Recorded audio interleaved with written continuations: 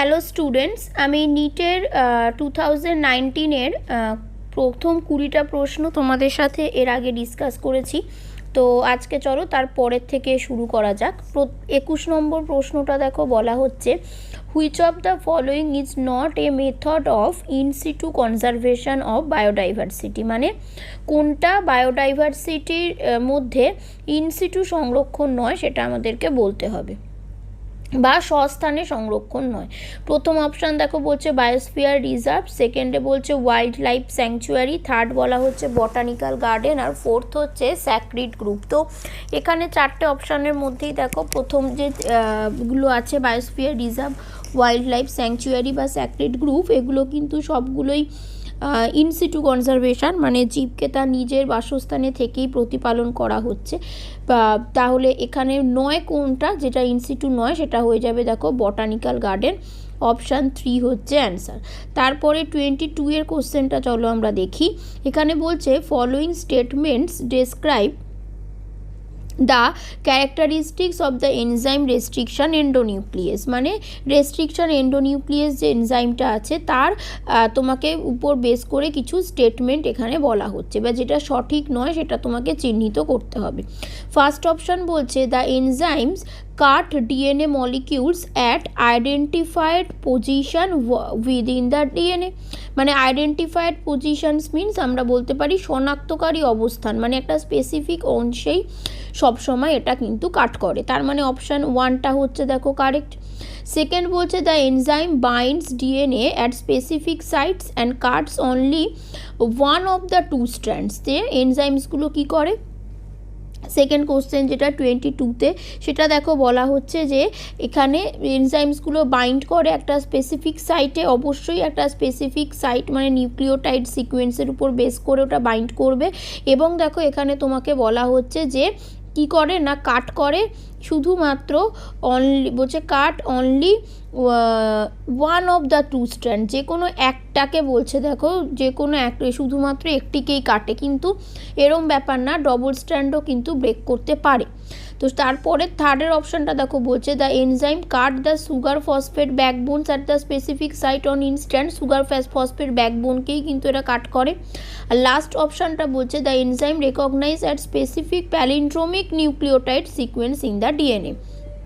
আমরা নিশ্চয়ই palindrome sequence জানি, যেটাকে আমরা 5' to 3' যদি সেই সিকোয়েন্সটা রিড করি তো 3 to 5 রিড করলেও সেটা সেম হবে, এরকম সিকোয়েন্সকে আমরা প্যালিন্ড্রোমিক সিকোয়েন্স বলি। তো অবশ্যই এটা কিন্তু কারেক্ট। তাহলে এখানে সঠিক নয় যেটা, যে any one of the two strand বা only one of the two strand cut করে, এটা দেখো সঠিক নয়। তাহলে অ্যান্সার এখানে হয়ে যাবে অপশান 2। চলো আমরা এবার পরের প্রশ্নটা দেখে নিই। 23-তে বলছে which one of the following statements is correct. আমরা কারেক্ট আর ইনকারেক্টটা যেন খুব ভালো করে মাথায় রাখি, সেটা একটুখানি দেখে রাখবে, এগুলোর জন্য কিন্তু অনেক নেগেটিভ হয়ে যায়। বলছে কি না cornea is an external transparent and protective proteinaceous covering of eyeball, মানে কর্নিয়াটা কী জিনিস না, সেখানে বলছে একটা প্রোটেক্টিভ একটা কভারিং যেটা ট্রান্সপারেন্ট হবে এবং প্রোটিন দিয়ে তৈরি হবে, এরকম একটা কভারিং বলছে আইবলে। 23-এর যে অপশানটা বলা হয়েছে। তারপরে দেখো বলছে সেকেন্ড অপশানটা cornea consist of dense connective tissue of elastin and can repair itself, মানে কি না কর্নিয়াতে বলছে ইলাস্টিন যুক্ত ঘন যোগকলা থাকে এবং ওটা নিজে মেরামত করা যেতে পারে, মানে ওরা নিজেরা নিজেদের কোষকে মেরামত করতে পারে। তারপর কি বলছে এটা convex transparent layer which is highly vascularised, মানে ওখানে প্রচুর অ্যামাউন্টের ব্লাড ভেসেলস আছে, সেটা বলছে যে রক্তচালিকা সম্পন্ন। আর ফোর্থ অপশান বলছে cornea consist of dense matrix of collagen and is the most sensitive protein portion of the eye. দেখো এই চারটে অপশানের মধ্যে আমাদের মনেই হতে পারে যে আরও বেশ কিছু অন্য অপশানসও হয়তো ঠিক, কিন্তু সবথেকে প্রেফারেবল যে অপশানটা সেটা আমাদেরকে এখান থেকে চুজ করতে হবে 23-এর। তো সেটা যদি দেখি তো তাহলে আমাদের এখানের মধ্যে অ্যান্সার হয়ে যাবে হলো অপশান 4। তো এর পরের প্রশ্নটা চলো দেখে নিই, যে identify the correct pair representing the causative agent of typhoid fever and the confirmatory test for typhoid, মানে এখানে আমাদের টাইফয়েডের কেন হয় সেটা কি এবং তার জন্য কনফার্মেটরি টেস্ট কি হতে পারে সেটা এখানে দেখো সঠিক পরীক্ষা কোনটা বলতে হবে। তো টাইফয়েডের জন্য আমরা সবার আগে দেখব যে কোন মানে প্যাথোজেনটা রেসপন্সিবল। 24-এর এই কোশ্চেনটাতে কোন প্যাথোজেনটা রেসপন্সিবল আমরা দেখো সবাই জানি টাইফয়েড হয় সালমোনেলা টাইফির জন্য, তাহলে নিশ্চয়ই প্লাজমোডিয়াম আর স্ট্রেপ্টোকক্কাসের অ্যান্সার দুটো ভুল হয়েই যাবে, এই দুটোকে আমরা ক্রস করে দিতে পারি। 3 আর 4-এর মধ্যে যেটা বলছে, তো এখানে তার মধ্যে আমরা দেখব যে টাইফয়েডের জন্য আমরা ওয়াইডাল টেস্ট করব, তো তাহলে সঠিক উত্তরটা দেখো এখানে হয়ে যাবে অপশান 4, 24-এর অপশান 4। তো এরপরে চলো আমরা দেখি 25-এর কোশ্চেনটা বলছে which of the following is a commercial blood cholesterol lowering agent, মানে কমার্শিয়ালি যেটা ইউজ হবে এবং ব্লাড কোলেস্টেরলটাকে লো করতে হেল্প করবে 25-এর মধ্যে। তো 25-এর দেখো এইখানে যে 4টে অপশান দিচ্ছে তার মধ্যে অ্যান্সার হয়ে যাবে হলো স্ট্যাটিন, অপশান 2। এরপরে চলো আমরা দেখি 26 বলছে in some plants the female gamete develops into embryo without fertilisation, মানে ফার্টিলাইজেশন না হয়ে আমরা দেখি কি না গ্যামেট তৈরি হয়েছে। তো this phenomenon is known as, মানে স্ত্রী দেখে বলছে নিষেক ছাড়া যদি ভ্রূণ তৈরি হয় সেটাকে আমরা কি বলবো। 26-এর কোশ্চেন, 26-এ এটা অনেক স্টুডেন্ট ভুল করো, এটাকে পার্থেনোকার্পি করে দাও। পার্থেনোকার্পি আর পার্থেনোজেনেসিসের তফাৎটাকে ভালো করে মনে রাখবে, যদি না জানা থাকে ভুলে যাও, মানে কনসেপ্টে প্রবলেম থাকে এই বিষয়ে আমার একটা ভিডিও আপলোডেড আছে, এই ভিডিও ডেসক্রিপশানে বা আই বাটনে আমি লিঙ্ক দিয়ে দেবো, তো তোমরা দেখে পার্থেনোকার্পি আর পার্থেনোজেনেসিসের বেসিক ডিফারেন্সটা কী করে বুঝবো, কোনটার অ্যান্সার কী হওয়া উচিত তোমরা দেখে নিতে পারো। এরপর চলে যাই আমরা 27-এর কোশ্চেনটাতে, বলছে which of the following sexually transmitted disease is not completely curable, মানে এখানে যে সেক্সুয়ালি ট্রান্সমিটেড ডিজিজগুলোর কথা তোমাকে বলা হচ্ছে সেটার মধ্যে কোনটা সম্পূর্ণভাবে নিরাময়যোগ্য নয় সেটা আমাদেরকে বলতে হবে। দেখো জেনিটাল ওয়ার্ড দিয়েছে, গনেরিয়া দিয়েছে, জেনিটাল হারপিস দিয়েছে, ক্ল্যামাইডিসিস দিয়েছে, সেগুলোর মধ্যে অ্যান্সার হয়ে যাবে দেখো 27-এর অপশান 3, জেনিটাল হারপিস পুরোপুরিভাবে কিউরেবল হবে না। ঠিক আছে, এরপরে দেখো 28-এর কোশ্চেনটা বলছে persistent nucellus in the seed is known as, মানে সিডে যদি নিউসেলাসটা বা ভ্রূণ পোষকটা থেকে যায় স্থায়ীভাবে বীজের মধ্যে তখন সেটাকে আমরা কি বলি, তো সেটার অ্যান্সার হয়ে যাবে দেখো পেরিস্পার্ম, অপশান 2 ভ্রূণ কি পরিভ্রূণ বা পেরিস্পার্ম হয়ে যাবে এখানের মধ্যে অ্যান্সার। নেক্সট চলো আমরা 29-এর কোশ্চেনটা দেখি, বলছে due to increasing airborne allergens and pollutants, many people in urban areas are suffering from respiratory disorder causing wheezing of due to, মানে কি বলতে চাইছে যে বায়ু যে দূষিত হচ্ছে তার জন্য দেখো বলছে যে শারীরিকভাবে অনেক প্রবলেম হচ্ছে মানুষের মধ্যে, তো এবার বলছে শ্বাসজনিত সমস্যায় ভুগছে, শ্বাসকষ্ট হচ্ছে, সশব্দে শ্বাস নিচ্ছে। ঠিক আছে, তো সেটা কেন না বলছে দেখো অপশনগুলো, ফার্স্ট অপশানটা যে being growth on mucous lining of nasal cavity, মানে নাকের মধ্যে বা নাসিকা গহ্বরে অনেক বেশি পরিমাণে বলছে যে শ্লৈষ্মিক স্তরের বৃদ্ধি হয়ে যাচ্ছে। সেকেন্ড বলছে ইনফ্ল্যামেশন অফ ব্রঙ্কাই অ্যান্ড ব্রঙ্কিওলস, মানে ব্রঙ্কিওলসের মধ্যে ইনফ্ল্যামেশনস মানে একটা সমস্যা দেখা যাচ্ছে, প্রদাহ দেখা যাচ্ছে। থার্ড বলছে proliferation of fibrous tissues and damage of the alveolar wall, মানে কি না অ্যালভিওলার ওয়াল যেটা রয়েছে সেখানের মধ্যে ড্যামেজ হচ্ছে, আর কি বলছে না ফাইব্রাস টিস্যুগুলো নিজেরা প্রচুর যদি গ্রোথ করে তার জন্য। আর লাস্ট বলছে কি না reduction in the secretion of surfactants by pneumocytes যে সেলসগুলো আছে মানে শ্বাসকোষ যেগুলো সেখান থেকে বলছে সারফ্যাক্ট্যান্ট যদি ক্ষরণ কমে যায়। তো এখানের মধ্যে সঠিক উত্তরটা দেখো হয়ে যাবে অপশান 2 যে ক্লোম শাখা বা ব্রঙ্কিওলসের মধ্যে প্রবলেম হচ্ছে বলে বা সেখানে সমস্যা দেখা যাচ্ছে বলে কিন্তু এই সমস্যাগুলো হচ্ছে। 30 কোশ্চেনটা দেখো বলা হচ্ছে which of the following factors is responsible for the formation of concentrated urine, মানে এই যে 4টে করে অপশান দিচ্ছে তার মধ্যে কোনটা গাঢ় মূত্র তৈরি করার জন্য দায়ী।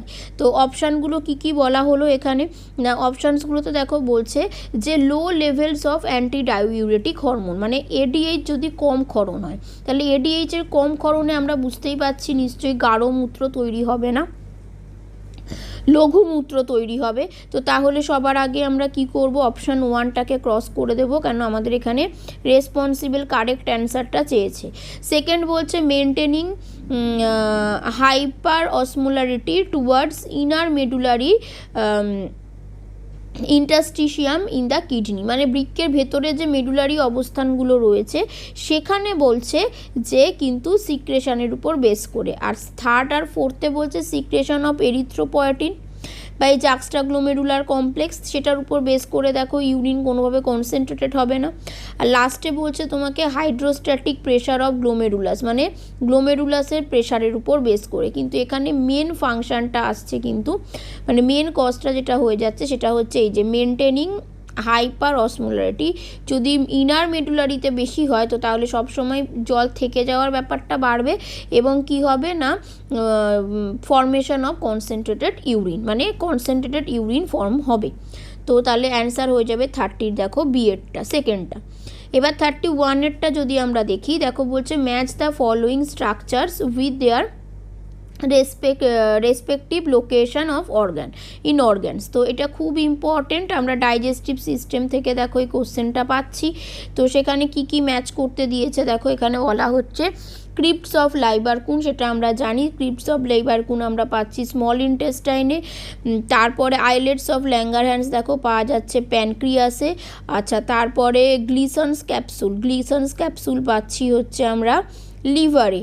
আর বাকি থেকে গেল হচ্ছে ব্রুনার্স গ্ল্যান্ড, সেটা আমরা পাচ্ছি হচ্ছে ডিওডিনামে। তো তাহলে সেটার উপর বেস করে অ্যান্সার দেখো তো কি হয়ে গেল, এ হবে 3, বি হচ্ছে 4। তো A3 আর B4 এরকম দেখো অপশান 3টা আছে 31-এর। তো তাহলে অ্যান্সার 31-এর হয়ে যাবে অপশান 3। আশা করি তোমরা এটা বুঝতে পারলে। দেন নেক্সট আমরা দেখব 32-এর কোশ্চেনটা, বলছে কি polyblend a fine powder of recycled modified plastic has proved to be good material for, মানে পরিবর্তিত বা এই ব্যবহৃত যেগুলো পরিবর্তন করে ধরো ব্যবহার করা হচ্ছে এই জিনিসগুলো বলছে প্লাস্টিকের চূর্ণ যেটা ভালো উপাদান হিসাবে প্রমাণিত। সেটা কি না, একটা বলছে দেখো মেকিং প্লাস্টিক স্যাক্স, তারপর ইউজ অ্যাজ আ ফার্টিলাইজার, তারপর construction of Rhodes are making tubes and pipes. তো 32-এর যে মানে অপশানসগুলো রয়েছে তার মধ্যে দেখো অ্যান্সার হয়ে যাবে অপশান 3, যে রাস্তা নির্মাণ বা কনস্ট্রাকশনস অফ রোডস। দেন আমরা এর পরের অপশানটা দেখি, 33-এর কোশ্চেনটা বলছে select the correctly written scientific name of mango, হ্যাঁ ক্যারোলাস লিনিয়াস। এটাও দেখো আমাদেরকে দিচ্ছে হচ্ছে ডাইভার্সিটি থেকে। তাহলে এই কোশ্চেন্সগুলো করার অর্থই হলো আমরা বুঝতে পারছি যে কিভাবে কিন্তু ছোট্ট কোশ্চেন্স কুটিয়ে প্রশ্ন করা হচ্ছে এবং সবটাই আমরা যদি খুব ভালো করে এনসিইআরটি পড়ি তাহলেই দেখো ম্যাক্সিমাম অ্যান্সার কিন্তু পাওয়া যাচ্ছে। তো চলো দেখি ম্যাঙ্গিফেরা ইন্ডিকার লাস্ট অপশানে দেখো দুটোই মানে জেনাস আর স্পিসিস দুটোরই কী করেছে না ক্যাপিটাল লেটার লিখেছে, যেটা আমরা জানি একদমই ঠিক নয়। তো আমরা কেটে দিলাম, 33-এর লাস্ট অপশানটা তো হবেই না। তারপরে 4-3-এ দেখো ম্যাঙ্গিফেরা ইন্ডিকা লেখা ঠিক আছে, কিন্তু তার সঙ্গে আমরা জানি যে ক্যারোলাস লিনিয়াসের লিন টার্ম ইউজ করা হয়, তো সেটা করা হয়নি। সেই একইভাবে এর এক্সপ্রেশনটাও কিন্তু ঠিক নেই। এখানে কারেক্ট এক্সপ্রেশন যেটা সেটা দেখো আমরা পাচ্ছি হলো 33-এর অপশান 2-তে ম্যাঙ্গিফেরা ইন্ডিকা, ম্যাঙ্গিফেরার এমটা ক্যাপিটাল থাকবে, আই স্পিসিস স্মল লেটারে থাকবে আর তারপরে লিন লিখে ডট দেওয়া হবে সায়েন্টিস্টের নামটা লিখে। তো তাহলে কারেক্ট অ্যান্সার হয়ে যাচ্ছে অপশান 2। নেক্সট চলো আমরা 34-এর কোশ্চেনটা দেখি, বলছে which of the following contraceptive methods do involve a role of hormone, মানে এগুলোর মধ্যে কোনটাতে আমরা হরমোনের রোল পাচ্ছি। তো ফার্স্টের অপশানটাতে বলছে যে মানে কোনটা আর কি গর্ভনিরোধক মানে ব্যবস্থার মধ্যে হরমোনের কাজকে অন্তর্ভুক্ত করে। একটা বলছে ল্যাকটেশনাল অ্যামহয়েডি, পিলস, এমার্জেন্সি কন্ট্রাসেপটিক, এগুলো ব্যারিয়ার মেথড দেখো হরমোন সেভাবে ইউজ সবগুলোর জন্য হচ্ছে না, তাহলে ওটাকে আমরা বাদ দিয়ে দিই। কপারটিতে সবসময় যে হরমোনস ইউজ হয় সেটাও কিন্তু নয়। ফোর্থ অপশানে বলছে যে ব্যারিয়ার মেথডসও আছে, তাহলে সেটাও নয়। কিন্তু অপশান 1-এ দেখো যেগুলো আমরা পেয়েছি সেখানে যেগুলো দেখছি ল্যাকটেশনাল অ্যামহয়েডিও কিন্তু ডিপেন্ড করছে হরমোনের উপর বেস করে, পিলস আর এমার্জেন্সি কন্ট্রাসেপটিক হরমোন রেগুলেটেডই হয়। তো তাহলে শুধুমাত্র হরমোন মেনলি বেস করছে যেটা, সেই অ্যান্সার হয়ে যাবে হচ্ছে 34-এর অপশান 1।